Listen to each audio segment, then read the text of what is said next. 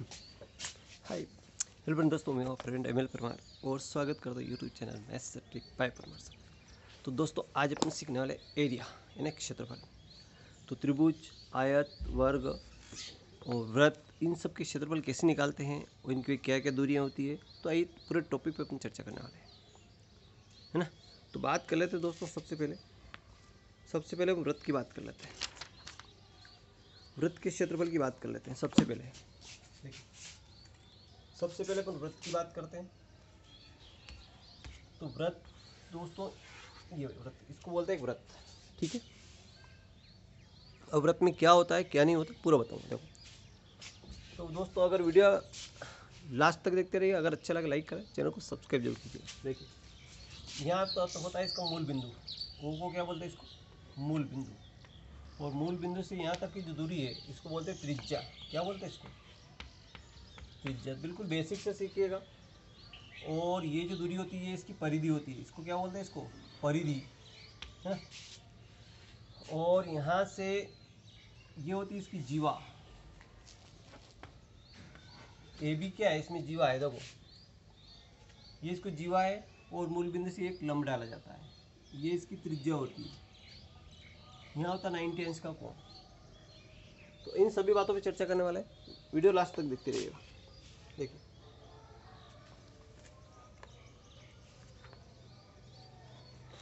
वृत्त से रिलेटेड एक क्वेश्चन आपके एग्जाम में आता है, हर बार आता है और हर बार पूछा जाता है। देखिए बिल्कुल लास्ट तक देखते रहिएगा। एक क्वेश्चन है, देखिए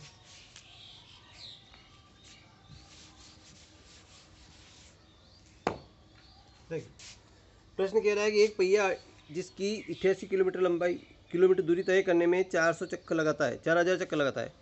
तो पहिए की त्रिज्या ज्ञात कीजिए। पहिए की त्रिज्या ज्ञात कीजिए। यानी कि देखो एक पहिया है, ये पहिया, तो अपने को उसकी पूछा, उसने त्रिज्या ज्ञात करनी है।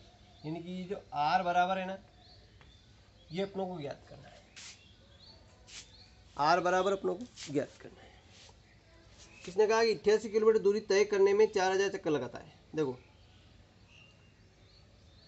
तो अब 4000 चक्कर लगाता है। देखो तो 4000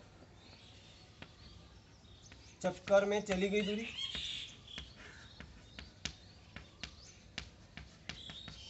कितनी दूरी तय करता है, 4000 चक्कर में चली गई दूरी। उसका 88 है, 88 इंटू 1000 मीटर।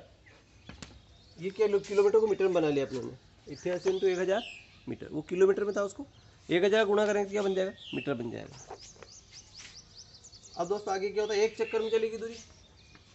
तो यहाँ जो संख्या है अपनी 88 इंटू 1000 बटा 4000, 1000 में एक चक्कर में चलेगी दूरी, उसकी परिधि होगी। क्या होगी, परिधि, जिसको बोलते हैं 2πr। यहाँ पे 3 सिपर कट गई, 4 से काटा, 4 दूनी 8, 4 दूनी 8, यानी कि 22 किलोमीटर, 22 मीटर, 22 मीटर। वो क्या होगा, 22 मीटर होगा। अब परिधि क्या होती है दोस्तों, वृत्त के पहिए की परिधि क्या होती है, 22 मीटर आ गया ना। परिधि होती है 2πr, और 2πr बराबर 22, ये दिया है। यहाँ पे अपना को r निकालना है। तो 22 बटा 2π, 2 इंटू पाई का मान 22 और 7 ऊपर चल जाएगा। 22 से 22 कैंसल, 7 बटा 2 और 7 का 2 का भाग लगाएंगे तो 2 तिया 6, 3.5 मीटर, ये इसकी त्रिज्या है। आई होप के समझ में आ गया होगा, लेकिन जाएगा नहीं कहीं, क्योंकि इसमें बहुत सारे क्वेश्चन पूछते हैं। देखिए वृत्त संबंधित एक क्वेश्चन आया, आगे और देखिए। अब इसने क्या कहा, देखो वृत्त वाला सवाल है। एक गाड़ी के पहिए की त्रिज्या इतनी है और 11 किलोमीटर दूरी तय करने में कितना चक्कर लगा। अब देखो इसने फिर अब उल्टा पूछ लिया। पहले उसने चक्कर दिया था, अब उसने पूछा कितना चक्कर देगा। पहले उसने त्रिज्या पूछी थी, त्रिज्या निकाली थी अपन ने। अब उसने त्रिज्या दे रखी है और कितने चक्कर लगाए ये पूछा उसने। ठीक है, अगला क्वेश्चन।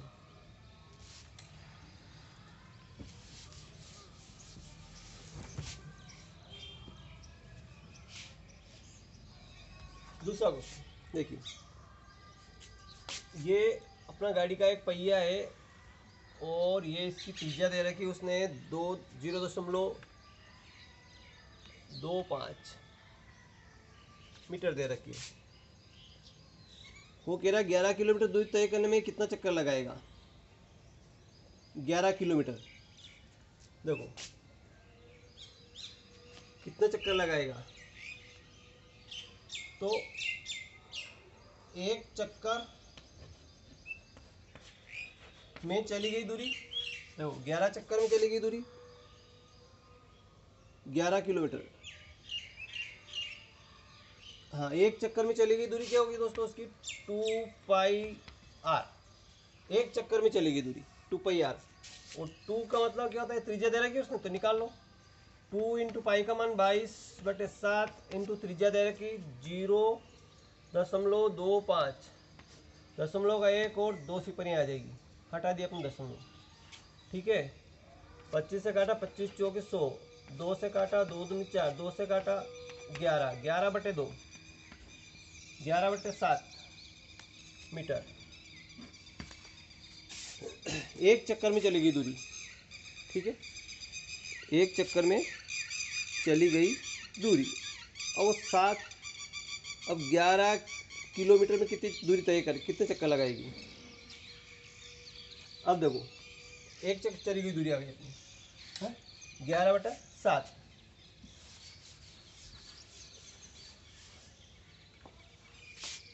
अब वो 11/7 मीटर की दूरी तय करने में, है ना, कि दूरी तय करने में चक्कर कितना लगाता है, एक। इतनी दूरी तय करता है तो कितना चक्कर लगाता है, एक। ठीक है, अब अपन पूछे कितना चक्कर लगाएगा। अब 1 मीटर की दूरी तय करेगा 1/11/7, तो 11 नीचे आएगा 7 ऊपर चल जाएगा। ठीक है, अब पूछ रहे हो कि 11 किलोमीटर, अब ये मीटर है और 11 देखो 11 गुणित 1000 मीटर दूरी तय करने में कितना चक्कर लगाएगा वो। तो ये 7 ऊपर आएगा 7/11 इंटू, यहाँ रहेगा 11 इंटू 1000/1 इंटू 1000/1 होगा। और 11 से 11 कैंसल, 7 का गुणा करेंगे 7000 चक्कर। कितने चक्कर लगाएगा वो, 7000 चक्कर लगाएगा। आई होप समझ में आ गया होगा। बहुत सी बार एमपीपीएससी क्वेश्चन पूछा गया क्वेश्चन है, रेलवे में पूछा जाता है ना। अब आप दूसरी टॉपिक पे आते हैं अपन। व्रत से जुड़ा एक दो सवाल और बता देता हूँ। ठीक है,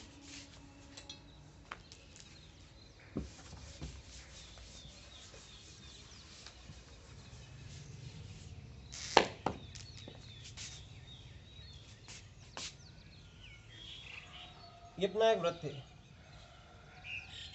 ये इसकी जीवा है, ये मूल बिंदु है, ये इसकी त्रिज्या है। अब मैं आपको बता देता हूँ इसमें खास बात, त्रिज्या 7 मीटर। ठीक है, अब ये दूरी कितनी है अपनी, 7 मीटर। अब इसने पूछा है अपनों से, अब वृत्त की परिधि ज्ञात कीजिए। एक तो परिधि ज्ञात करना, एक तो व्यास ज्ञात करना है।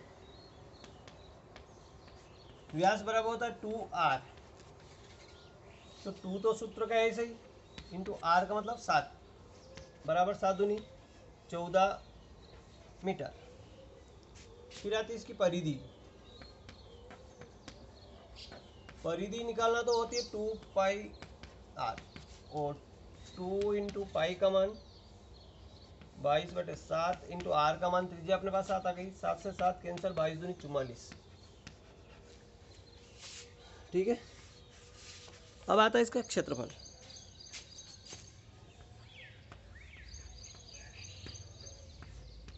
क्षेत्रफल होता है pi r square. Pi r square, pi का मतलब होता है 22/7 इंटू आर स्क्वायर। आर का मतलब 7 इंटू 7, 7 से 7 कैंसल, 22 7 154 वर्ग मीटर, 154 वर्ग मीटर। तो व्रत संबंधी कोई भी कम आएगा आप नहीं छोड़ोगे उसको, कोई भी क्वेश्चन आएगा तो आप उसको नहीं छोड़ोगे। व्यास बता दिया मैंने, त्रिज्या उसने दे रखी है, त्रिज्या होती आर, व्यास बता दिया मैंने 2r कितना होगा, परिधि इतनी होगी, क्षेत्रफल इतना होगा। अब एक चीज और बची जो आपको बताने जा रहा हूँ, जीवा की लंबाई।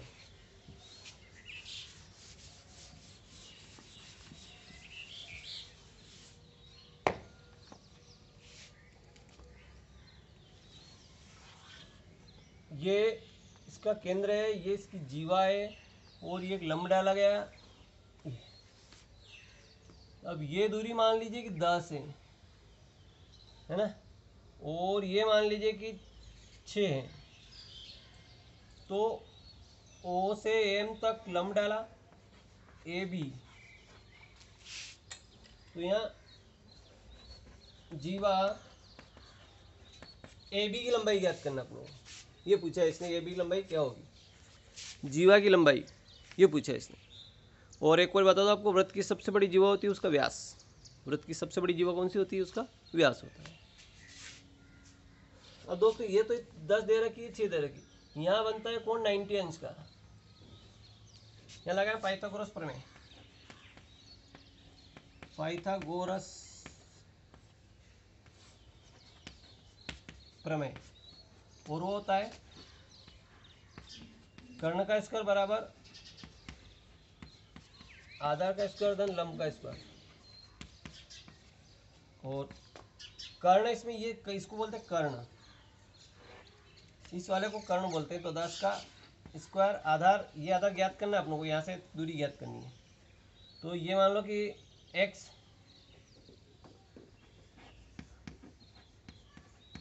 आधार लिख देता हूँ, प्लस लंब ये वाला 6, 6 का स्क्वायर, 10 का स्क्वायर कितना होगा 100, आधार का स्क्वायर धन लंब 6 6 कितना होगा 36, और 36 इधर माइनस होगा, 100 में 36 गए तो कितना बचा 64, और आधार बराबर रूट हो जाएगा 64, क्योंकि इसका स्क्वायर इधर जाएगा रूट हो जाएगा, और 64 का रूट 8 आएगा। तो यहाँ से यहाँ तक दूरी कितनी हुई 8 हो गई, यहाँ तक दूरी कितनी हो गई 8।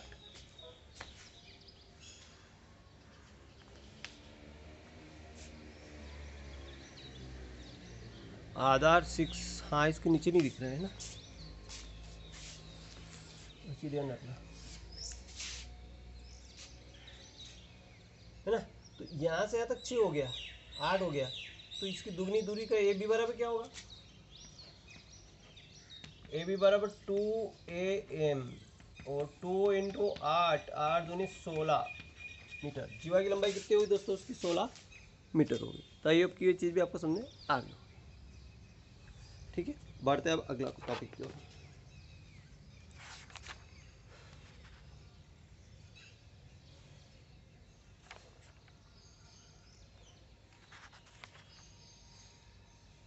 अब वर्ग, आयत के बाद बढ़ेंगे, वृत्त के बाद बढ़ेंगे अपन वर्ग की ओर।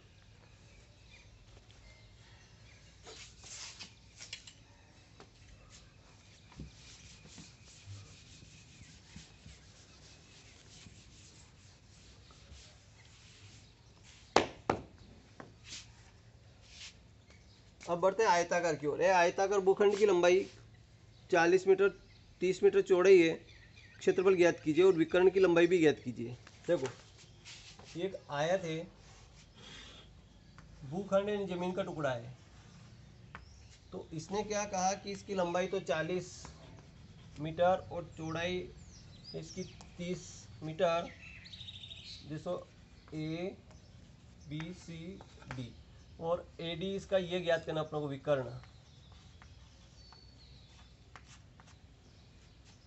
तो पहले तो इसका क्षेत्रफल ज्ञात करना है।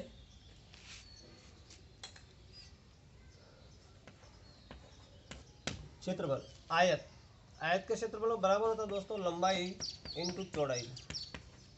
लंबाई कितनी इसकी 40 है, चौड़ाई कितनी इसकी 30 है। 3 चौक 4 तिया 12 और 1200 वर्ग मीटर। 1200 वर्ग मीटर ये इसकी क्या होगी, क्षेत्रफल हो गया। क्षेत्रफल की कई वर्ग मीटर, ध्यान रखना। आयतन की कई घन मीटर होती है। अब इसने पूछा कि विकर्ण की लंबाई ज्ञात कीजिए। तो दोस्तों विकर्ण की लंबाई कैसे ज्ञात करेंगे, देखिए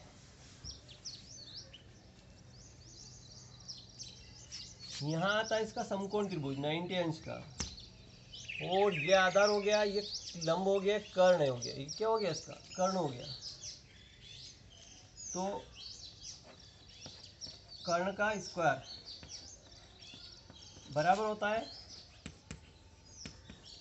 आधार का स्क्वायर प्लस लंब का स्क्वायर, और ये आधार का इसका 40 का स्क्वायर प्लस 30 का स्क्वायर, 4 चौक 16, 3 तिया 9 और 16 9 कितना 2500।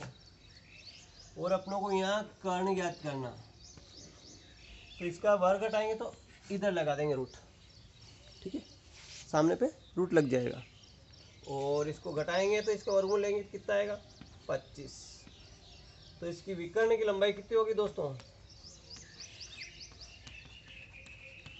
25 मीटर। यहाँ से यहाँ तक लंबाई कितनी होगी इसकी 25 मीटर। आई होप के सामने आ गया होगा, ठीक है।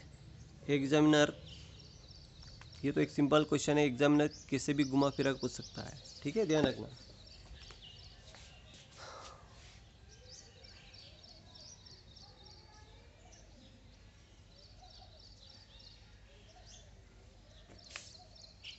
अगला क्वेश्चन देखिए।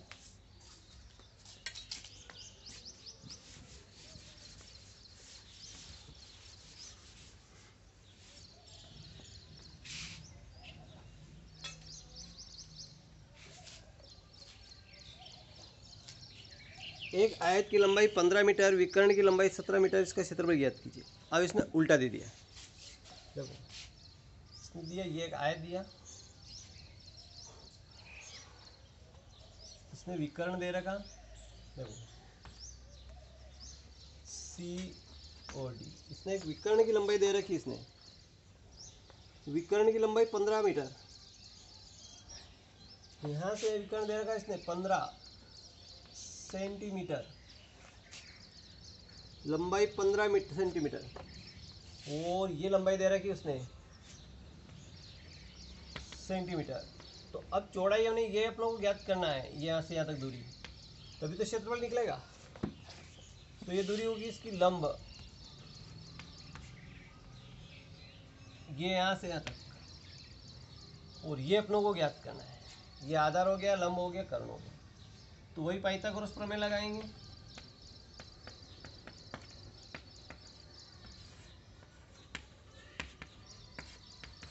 कर्ण का स्क्वायर बराबर होता है आधार का स्क्वायर प्लस लंब का स्क्वायर, और आधार कितना है इसका 15, और लंब तो ज्ञात करना है, और कर्ण कितना दे रखा है इसका 15, ये भी इसका 15 दे रखा है। कर्ण दे रखा 17, इसमें क्या दे रखा 17। तो कर्ण का स्क्वायर 17 स्क्वायर क्या होगा 289 माइनस ये 15 इधर माइनस हो, 15 15 225 बराबर लंब का स्क्वायर, और 289 में से गए तो 9 में से 5 गए तो 4 बचे, 8 में 2 गए तो 6 बचे, कट्टस लंब, और लंब बराबर इसका स्क्वायर लगा देंगे, 64 का वर्गमूल कितना आएगा 8। तो ये दूरी कितनी होगी 8 सेंटीमीटर होगी। पहले ये निकालेंगे। अब इसका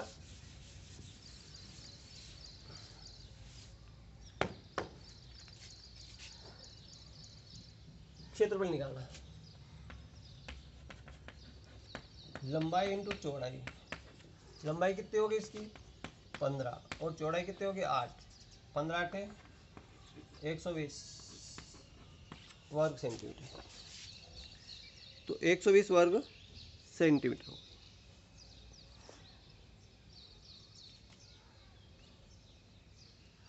ठीक है, अगला क्वेश्चन को देखते हैं।